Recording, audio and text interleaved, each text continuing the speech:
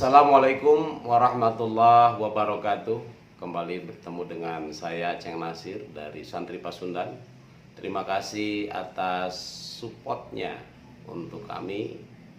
Semoga Anda semua diberikan kesehatan, keberkahan, keselamatan, dan limpahan rezeki. Dijauhkan dari berbagai masalah, serta Anda tetap menjadi orang yang terbaik dalam mencapai apa yang Anda cita-citakan. Saya membuat video ini sebagai ending daripada kronologis perjalanan pencarian, penemuan, dan proses yang terjadi saat Gibran ditemukan hingga saat ini. Ada beberapa hal yang sudah kami angkat, diantaranya pada saat malam Jumat kegiatan doa bersama di Gunung Guntur, yang alhamdulillah hari Jumatnya secara kebetulan Gibran ditemukan, dan lalu kami diskusi panjang dengan penemunya, yaitu Bapak atau Mang Ade Legi, ya, nama aslinya Pak Ade Sogur, salah satu kuncen di Gunung Guntur, yang atas izin Allah dengan berbagai prosesnya Mang Ade Legi lah yang menemukan dengan perjuangan dan susah payahnya. Upaya yang luar biasa yang kami sangat mengapresiasi dari Basarnas, TNI, Polri, para pencinta alam, komunitas masyarakat, dan wabil khusus warga masyarakat Gunung Guntur sendiri yang terjun secara langsung mensupport baik moral, material, dan seterusnya. Ini menunjukkan bahwa bangsa Indonesia, khususnya warga masyarakat Jawa Barat yang berada di Kabupaten Garut, tepatnya di Gunung Guntur, memiliki empati sosial yang tinggi, serta respon publik seluruh Indonesia juga sangat luar biasa atas doanya, supportnya, ide-idenya yang di media sosial misalkan, itu menjadi bagian yang terpenting dalam proses pencarian ini. Jadi tidak ada yang menjadi pahlawan, tetapi juga kita jangan pernah lupa untuk memperhatikan orang-orang yang berjasa, yang ikhlas, walaupun mungkin dia tidak berharap untuk imbalan, tetapi setidaknya perhatian itu adalah hal yang menjadi sesuatu yang sangat penting. Karena perjalanan pencarian Gibran ini, saya kira karena Gibrannya sudah ketemu dan dia sebagai anak muda yang masih punya harapan ke depan, kita support supaya dia memberi semangat lagi, bangkit lagi, percaya diri lagi, dan mudah-mudahan apa yang terjadi pada Gibran ini tidak lagi terjadi di kemudian hari oleh para pendaki ataupun siapapun yang akan berangkat ke Gunung Guntur. Yang sebenarnya Gunung Guntur itu aman-aman saja, baik-baik saja, walaupun memang treknya seperti kelihatan mudah di mata tetapi susah di kaki. Saudara-saudara sekalian, bahwa ada beberapa poin yang mau saya angkat di dalam kesempatan ini. Pertama, berkaitan tentang tebalnya cerita mistisme dalam proses pencarian Gibran. Yang menarik adalah apa yang dialami oleh Gibran selama hampir atau lebih kurang 6 hari atau hampir 1 minggu hilang di Gunung Guntur, itu ditemukan oleh Pak Ade Legi, yang mana apa yang dialami oleh Gibran di tahun 2021 ini Pak Ade Legi mengalaminya pada tahun 1991, dan yang menemukannya itu adalah Pak Ade Legi sendiri. Bayangkan 2021 dan itu 1991. Pengalamannya sudah diceritakan pada video kami sebelumnya.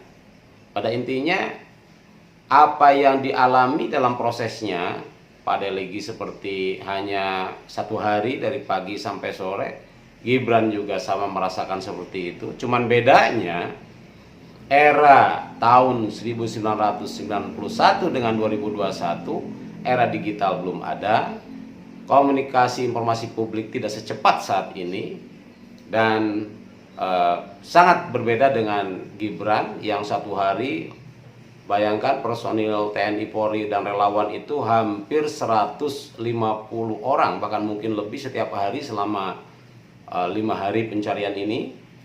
Dan ini sangat melelahkan dengan hampir seluruh wilayah Gunung Guntur sudah terlalui, apapun itu bentuknya. Dan upaya itu kami sangat hormat, dan siapapun yang terlibat, perannya besar atau kecil, walaupun hanya bentuk pikiran, walaupun hanya ide-ide, apalagi langsung terjun ke lapangan, adalah sesuatu yang perlu kita banggakan.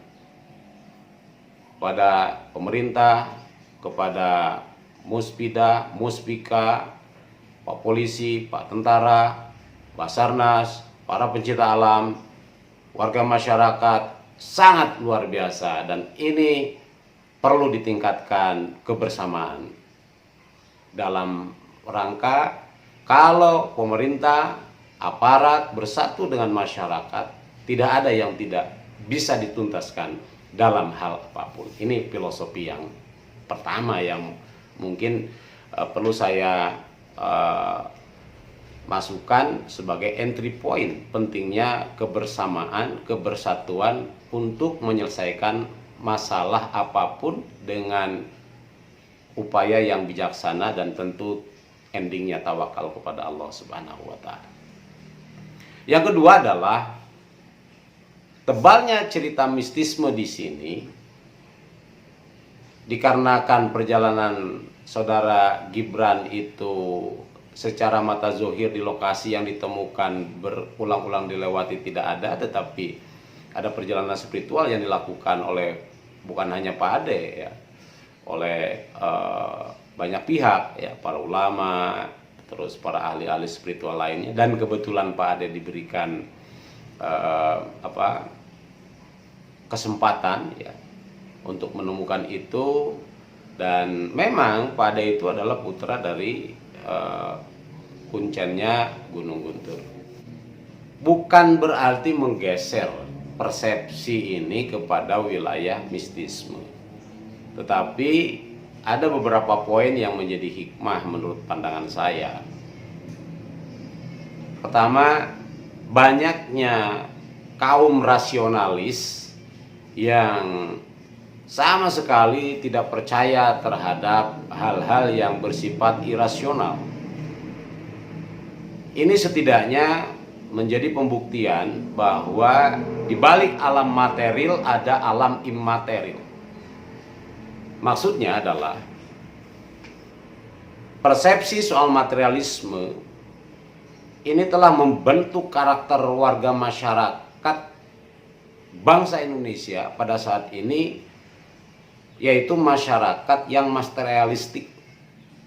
Sehingga dikarenakan itu disebabkan misalkan faktor informasi, media, film, televisi yang mencekoki pemikiran-pemikiran materialisme, sehingga Tuhannya itu dianggap adalah uang. Jadi uang ini adalah segalanya, karena dengan uang bisa melakukan apapun. Tetapi fakta yang sesungguhnya, materi itu tidak bisa membuat seseorang bahagia. Materi itu tidak bisa membuat seseorang jumawa. Materi itu adalah kebendaan, dan kebendaan itu diciptakan.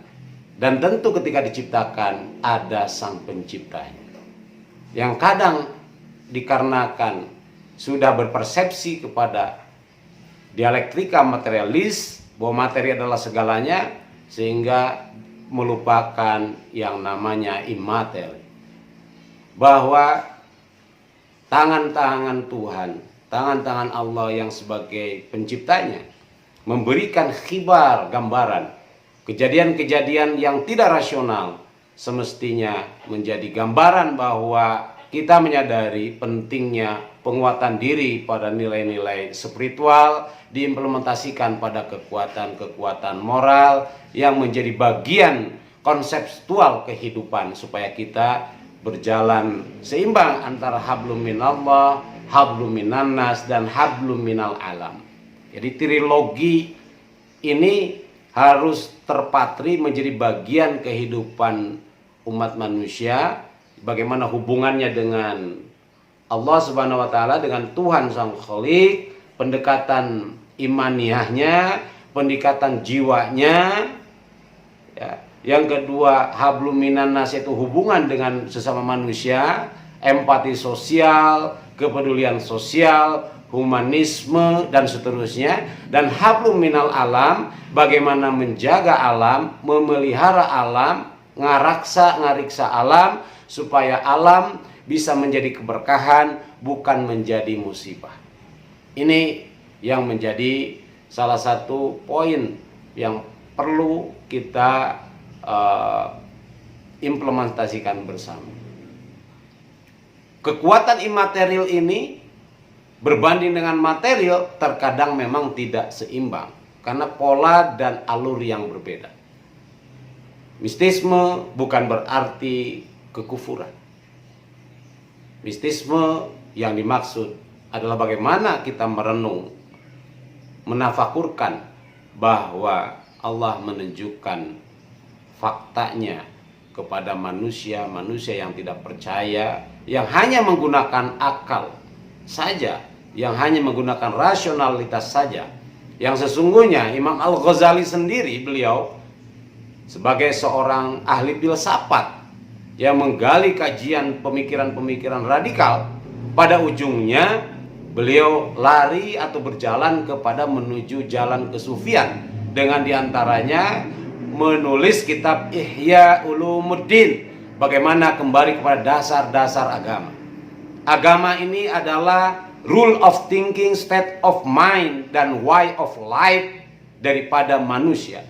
Kalau manusia sudah tidak beragama, kalau manusia melupakan agama, kalau manusia menganggap agama ini adalah musuh, kalau manusia ini menganggap agama sebagai candu masyarakat, maka tunggulah kehancuran-kehancuran moral, kehancuran-kehancuran sistem, dan kehancuran-kehancuran daripada kebijakan-kebijakan di sebuah masyarakat tersebut.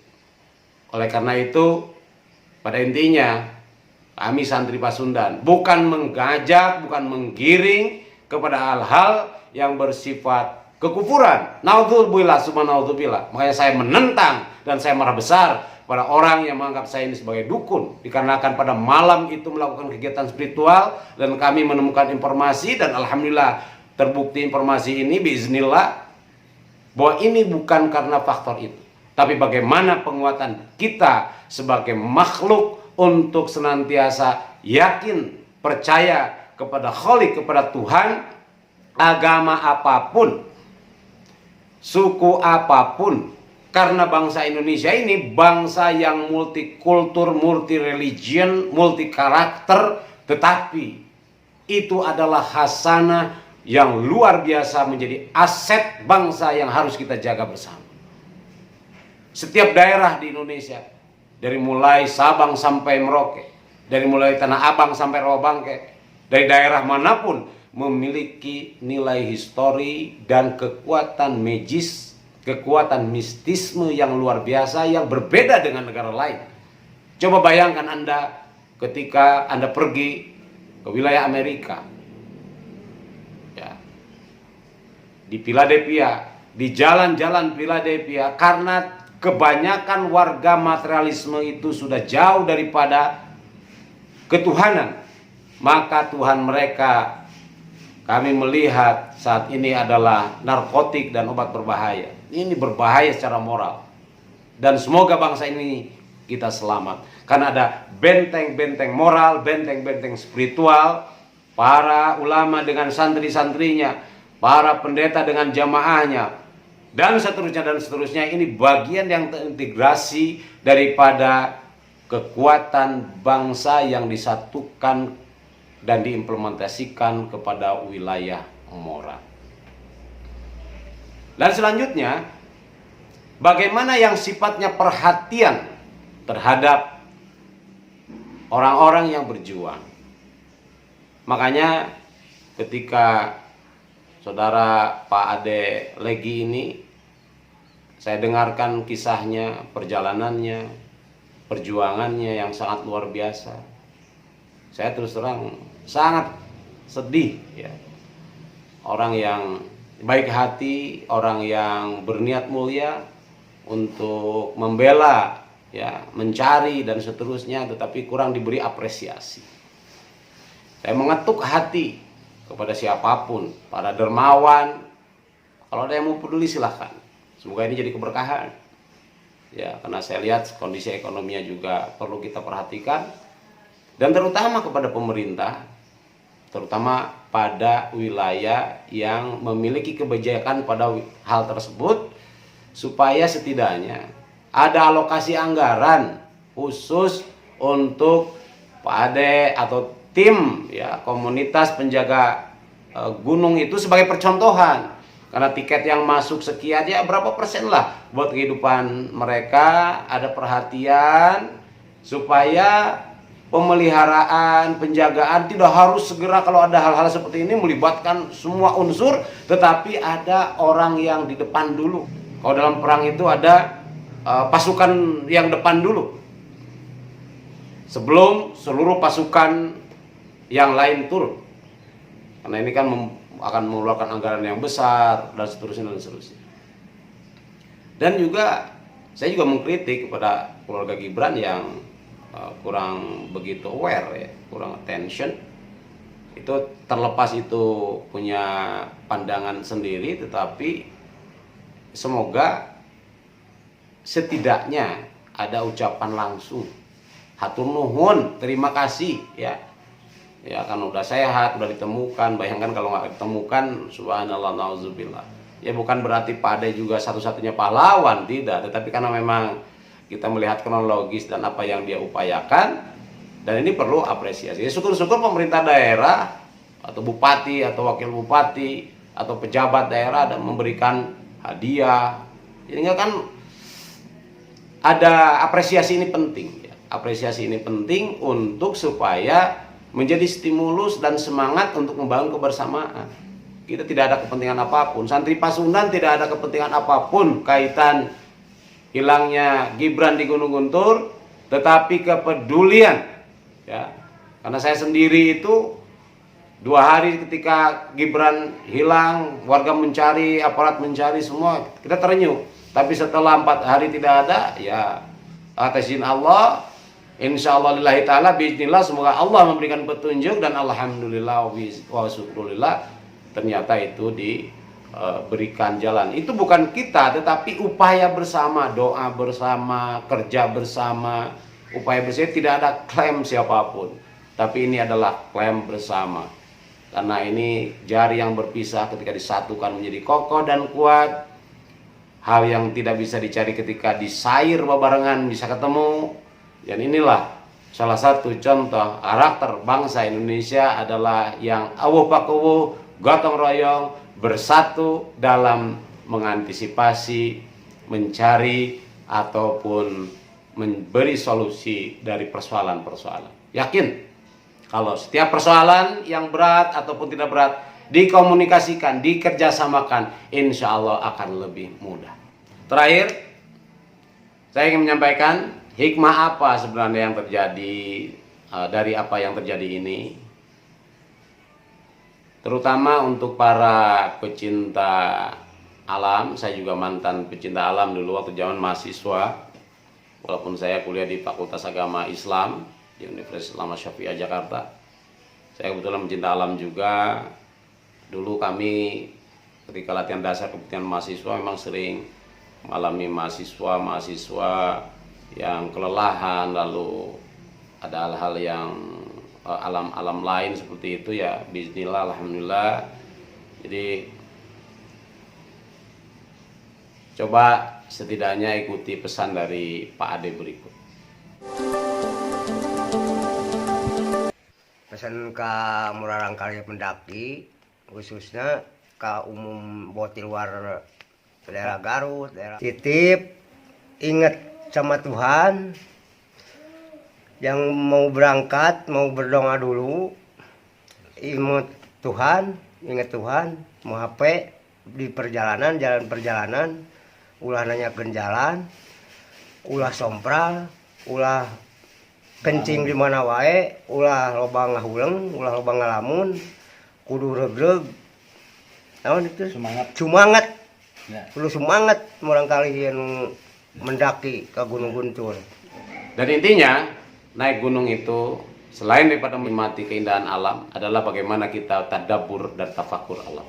Betapa Tuhan Allah Subhanahu wa taala menciptakan alam yang begitu indah dan sejuta pesonanya yang tidak bisa tergambar, dan ada hal-hal lain yang tidak bisa diungkap ketika seseorang habis mendaki. Ketika mendaki kan lelah sekali itu, berjam-jam ngapain ke atas, tetapi setelah di atas, setelah di puncak melihat Edelweiss dan sebagainya, hampir rata-rata dan semua tidak bisa mengatakan apa-apa kecuali subhanallah, betapa engkau ya Allah memberikan ciptaannya ini sangat luar biasa, namun kami kebanyakan kurang bersyukur dan kurang bertafakur. Dan kita ini adalah makhluk kecil bagai butiran debu yang tidak memiliki kekuatan apapun kalau tanpa ada izin dan kehendak Allah Subhanahu wa taala. Jadi hikmah dari semua ini memang tidak boleh sombong kita. Ya, tidak boleh takabur, tidak ngomong sembarangan. Ini sebenarnya peringatan-peringatan moral, siapapun juga tidak boleh takabur. Yang kedua, kita harus bersyukur bahwa kita yang para pencinta alam yang naik gunung masih diberikan kesehatan, masih diberikan kekuatan. Yang ketiga, bertafakur, berpikir, ya. Berpikir tentang alam. Iqra bismi rabbikal ladzi khalaq, khalaqal insana min 'alaq. Jadi baca alam, baca diri, dan baca fenomena-fenomenanya. Jadi bukan hanya membaca saja, membaca itu menggali, mengkaji, menemukan, dan bisa menghasilkan sesuatu yang bermanfaat untuk masyarakat dan untuk bangsa. Dan banyak hal lagi, hikmah-hikmah yang terkandung di balik kejadian ini, dan pesan-pesan moral juga sudah saya sampaikan ketika melakukan kegiatan spiritual. Ada pesan-pesan moral dari alam lain, alam gaib yang nyampai ke kami, dan kami sudah sampaikan. Pada intinya ya mohon untuk dijaga, karena ini sebentar lagi akan terjadi musibah. Subhanallah. Ya, alhamdulillah, saya tidak mau ungkap musibah apa dan kapan. Saya takut ini mendahului Allah, saya takut dosa. Tapi ini kan hanya sifatnya pesan dari alam. Alamnya bisa sebut alam lain. Semoga saudara-saudaraku sekalian dimanapun yang sudah terlibat ya daripada kegiatan pencarian ini, kepedulian dan segala macamnya, menjadikan amal ibadah buat kita semua. Dan saya mohon maaf kalau ada hal-hal yang kurang berkenan buat saudara-saudara sekalian. Semata bahwa ini adalah upaya pelurusan. Jangan sampai kejadian ini lebih takut ya kepada hal-hal yang mistik, lebih takut kepada siluman, lebih takut kepada jin, lebih takut kepada makhluk-makhluk itu makhluk ciptaan Allah, tapi tidak takut kepada Allahnya. Ya. Sekali lagi, jangan pernah takut dengan makhluk apapun yang menakutkan. Sesungguhnya yang paling takut itu dan menakutkan itu apabila kita tidak lagi memiliki keimanan dan ketakwaan kepada Allah Subhanahu wa taala. Yang paling takut dan menakutkan itu apabila di dalam hati dan pikiran kita tidak ada lagi Tuhan. Yang paling takut dan menakutkan itu apabila akhlak kita, moral kita tidak ada benteng-benteng, tidak ada sekat-sekat spiritualitas, tidak ada sekat-sekat moralitas. Yang paling kita takutkan adalah lemahnya iman kita. Yang kita takutkan adalah jauhnya kita dari Allah Subhanahu wa taala, jauhnya kita dari ridho Allah Subhanahu wa taala. Jadi jangan pernah takut dengan makhluk apapun yang menakutkan. Takutlah diri kita jika kita tidak memiliki keimanan, karena itu ketakutan yang paling ditakutkan. Terima kasih, sampai ketemu dengan kami Santri Pasundan pada kegiatan-kegiatan berikutnya. yang mudah-mudahan bisa bermanfaat untuk masyarakat. Wassalamualaikum warahmatullahi wabarakatuh.